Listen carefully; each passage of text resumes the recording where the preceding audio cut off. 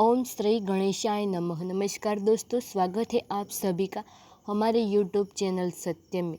दोस्तों, 3 महिलाएं झाड़ू कभी नहीं लगा सकती। ऐसी कौन सी 3 महिलाएं हैं जिन्हें कभी झाड़ू नहीं लगाना चाहिए? दोस्तों, घर में 3 औरतों को झाड़ू नहीं लगाना चाहिए, अर्थात 3 औरतों को झाड़ू नहीं छूना भी चाहिए और पाप लगता है। यह गलती कभी ना करें, नहीं तो आपको बर्बाद कर देगी गरीबी, और बर्बाद करने से कोई नहीं रोक सकता। दोस्तों, सभी महिलाओं को झाड़ू लगाने चाहिए, परंतु ऐसी महिलाएं झाड़ू लगाना कतई मना है। शास्त्रों के अनुसार आज हम आपको बताएंगे कि वह ऐसे कौन से 3 महिलाएं हैं जिन्हें झाड़ू नहीं लगानी चाहिए। इनके द्वारा झाड़ू छूना भी मना किया गया है। अगर आप अपनी भलाई चाहते हैं तो खासकर 3 महिलाओं को झाड़ू गलती से भी हाथ नहीं लगने दी। दोस्तों, घर या ऑफिस में इस्तेमाल होने वाली झाड़ू का बड़ा महत्व होता है। इसे लक्ष्मी का प्रतीक माना जाता है। लेकिन क्या कभी आपने गौर किया है कि झाड़ू की वजह से घर में कई बार अशुभ चीज़ें घटने लगती है। वास्तु के मुताबिक यदि झाड़ू लगाने में और रखने में सावधानियां ना हो तो घर की पूरी बरकत चली जाती है। जो आपने कमाया होता है सब खत्म हो जाता है। अचानक परेशानी बढ़ जाती है और धन का खात्मा हो जाता है। धन संपत्ति नष्ट हो जाती है। दोस्तों, यह बात शायद ही कोई जानता होगा, इसलिए हम आपको बताने जा रहे हैं। आज हम आपको बताएंगे कि ऐसी कौन से 3 महिलाएं हैं जिन्हें झाड़ू नहीं लगाना चाहिए। इनके द्वारा झाड़ू छूना भी पाप है। दोस्तों, नंबर 1, गर्भवती महिलाओं को शास्त्रों के अनुसार बताया गया है कि किसी गर्भवती महिलाओं को झाड़ू छूना नहीं चाहिए, अर्थात झाड़ू धर्म नहीं लगाना चाहिए। इससे न सिर्फ होने वाली संतान को कष्ट मिलते हैं, अभी तो शिशु को जन्म देने वाली महिला को भी घोर पाप लगता है। यानी गर्भवती द्वारा झाड़ू छूने पर उस महिला को कई गुना पीड़ा भोगनी पड़ती है। आयुर्वेद के अनुसार कहा जाता है कि गर्भवती महिला को ऐसे समय में झाड़ू पोछा नहीं लगाना चाहिए।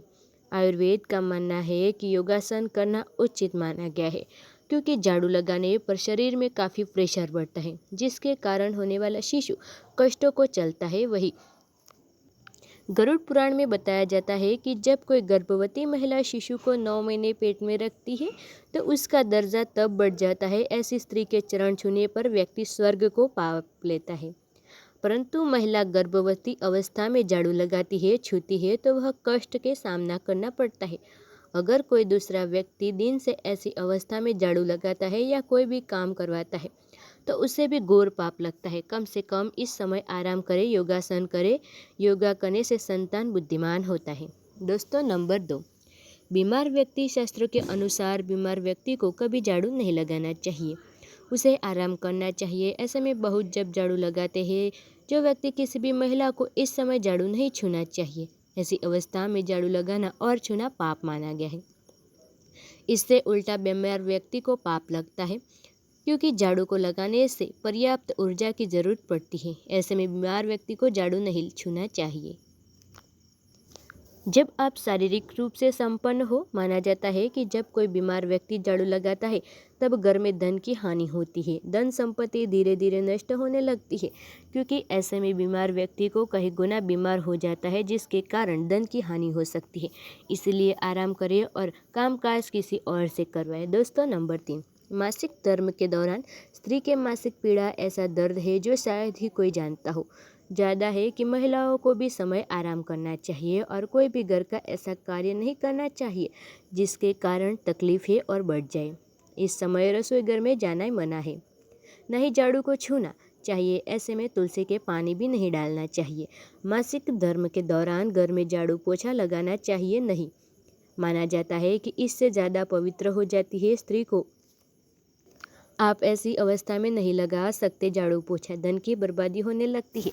महालक्ष्मी क्रोधित हो सकती है, क्योंकि माता लक्ष्मी नहीं कहती कि मानसिक तथा लगाए, बल्कि माँ कहती है कि ऐसे समय में स्त्री को आराम करना चाहिए। माता लक्ष्मी स्वयं कहती है मानसिक पीड़ा के स्त्री को अपना ध्यान अच्छे से रखना चाहिए और आराम करना चाहिए। जो भी व्यक्ति महिलाओं को कामकाज करवाता है उसे भी घोर पाप लगता है, क्योंकि शास्त्रों में बताया गया है कि जब किसी महिला को मासिक धर्म आता है तो उस दर्द को एक महिला ही समझ सकती है। गरुड़ पुराण में बताया जाता है कि मासिक धर्म में देश ईश्वर प्रतिमा भी नहीं छूनी चाहिए। इस दिन व्रत है तो आप व्रत का पालन वैसे ही आप बाकी दिनों में करते ही आ रहे हैं। मासिक धर्म में ईश्वर की प्रतिमा को नहीं छू सकते। आप कथा सुन सकते हैं, ईश्वर की प्रार्थना कर सकते हैं, परंतु ईश्वर की प्रतिमा को गलती से भी मत छूना। आप घर में किसी और से पूजा पाठ करवा सकते हैं और आप व्रत रख सकते हैं। शास्त्रों में एक और प्रार्थना की गई है। व्यक्ति मासिक धर्म में जब महिलाएं होती है तो वह व्यक्ति माता लक्ष्मी की कृपा पाता है। ऐसे समय में स्त्री की सेवा करना चाहिए। नंबर 4, मासिक धर्म के दौरान रसोई घर में खाना क्यों नहीं बनाना चाहिए। आइए जानते हैं इस समय महिलाओं के अंदर कैसे निकलते हैं नेगेटिव एनर्जी। दोस्तों, खाना दूषित हो जाता है। कहा जाता है कि परेशानियां आकर दर्द में आकर भोजन बना लेती है और दोस्तों वह भोजन दूसरों को खिलाना उसे जहर माना जाता है। गरुड़ पुराण में बताया जाता है कि किसी बीमार व्यक्ति को भोजन नहीं बनाना चाहिए क्योंकि वह व्यक्ति उस वक्त बीमार होता है। इसीलिए कहा जाता है कि महिलाओं को मासिक धर्म आता है तो उसे रसोई घर में नहीं जाना चाहिए, नहीं खाना बनाना चाहिए। ऐसा खाना दूषित तथा बताया गया है क्योंकि इस समय स्वास्थ्य नहीं होती। अगर आपको बुखार है, सर दर्द है, जुकाम है, तभी आप रसोई घर में खाना नहीं बना सकती क्योंकि खाना दूषित हो सकता है। दोस्तों, नंबर 5, मासिक धर्म के दौरान पति पत्नी को ऐसे समय में दूरी बनाकर रहना चाहिए। इस समय पति के साथ संभोग करना तथा उन्हें परेशान करना घोर पाप है। इस समय जो भी पुरुष महिला के साथ संभोग करता है उसे परेशानी का सामना करना पड़ता है, उसे नर्क में जाना पड़ता है।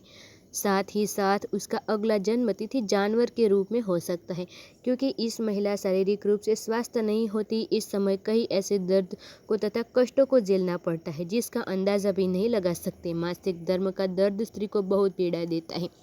ईश्वर स्वयं कहते हैं कि जब कोई नारी मासिक धर्म का पालन कर रही हो तो उसे कष्ट नहीं देना चाहिए बल्कि उसे आराम करना चाहिए और उनकी सेवा करनी चाहिए।